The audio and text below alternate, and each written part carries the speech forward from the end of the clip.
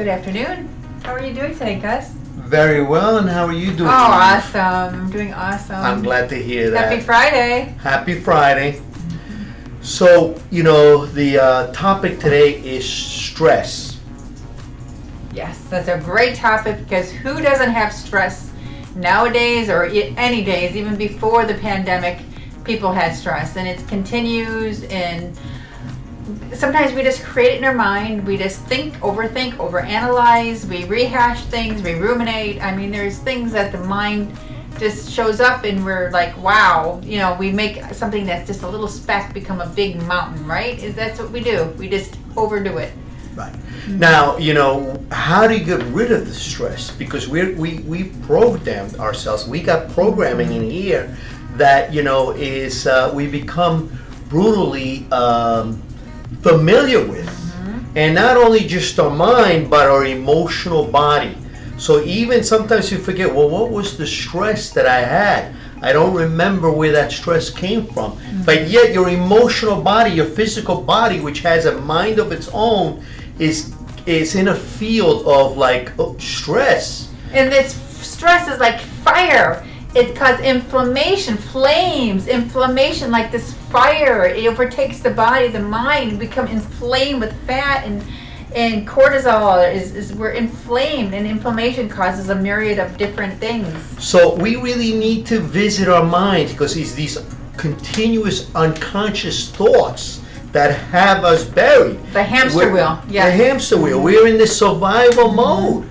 And we can't live life in this survival mode. That's like putting on the gas and the brake at the same gas brake, gas brake. It's endless vicious. And that's the flight or fight response that makes us explode. And if we're talking about aging rapidly, that's what ages us rapidly. Oh, stress will make you, have you ever noticed that someone who's stressed all the time, they probably look 10 years older than their real age, because the stress causes inflammation and it just doesn't, you're not at peace, so you have this tense look like that all the time. They're not capable of being in the present moment. They're in a meeting and thinking about their next meeting.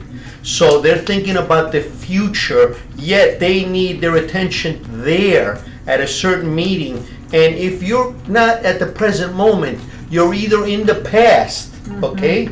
And thoughts, disturbing thoughts that are coming from the past that no longer are part of this present moment, okay? Or you're thinking about the future. What do I have to take care of? I gotta do this, I gotta do that, I gotta do the other thing, I gotta see this person, I gotta see that person. That's a never-ending cycle that prevents you from decompressing and dealing with your stress. We have to get into our present moment. Live within the heart instead Live of the within mind. the heart. Exit the mind, go away, goodbye mind, go into the heart and be present and still, and have a heart full of gratitude for all the blessings in our life.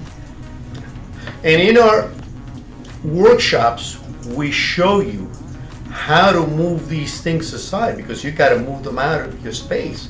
If they're not going this way, they're going to go in here, and you're going to take it in. And then what happens is this: we get into a point of dis-ease, the familiarity of being in dis-ease, which then brings that exact thing that we're talking about into a reality, meaning high blood pressure, diabetes, cancer, heart disease. I mean, dementia, senility, Alzheimer's.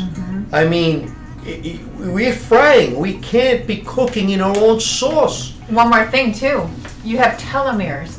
And when you are in a constant state of aggravation and stress, what happens? The telomeres in your body get shortened like shoelaces. They become frayed. And when that happens, you look older because your cells become senescent. They become older. And when you have renewal, rejuvenated from comfort in mind, body, and spirit, you're at ease, you're happy, you're content, you're tranquil, and you're serene. What happens? You regrow those telomeres, and you become youthful and vibrant, and you look younger and you feel younger and you have more energy, because your energy is not spent on worrying. Right. Your energy is invigorating. You're happy. You're full of happiness. So your thoughts, where you drive those thoughts, and we do have to be careful, because we are programmed. Unfortunately, we are programmed, and most of that program has come by the unconscious mind, which has delivered that tremendous blow into the subconscious mind. And once it's deep into the subconscious mind, it becomes a real pattern. And we become comfortable with that uncomfortableness. Actually, we look for that. And that's the sadness of the ego, looking to find that uncomfortableness. And at every event that we resolve something, we just move into the next uncomfortable moment. And that's what we want to stop you from doing, so that you no longer are in that trap. And the mind finds a problem for every solution. Instead of finding a solution for every problem, the mind does the opposite. It finds a problem for every solution, or anything. It just looks for problems. We over-intellectualize things. And that's what Albert Einstein was meaning when, an intelligent person, looks to find a complicated solution. A genius simplifies it. And that's what we need to do. And the highest form of intelligence is a highly evolved spiritual mind. That's Correct. the highest form. It comes from the heart, and we're not using this 24/7 to blow our system out. But anyway, we have to end the segment here with myself, Gus, and with Eve, and we look forward for you to be in the next segment with us, and please subscribe.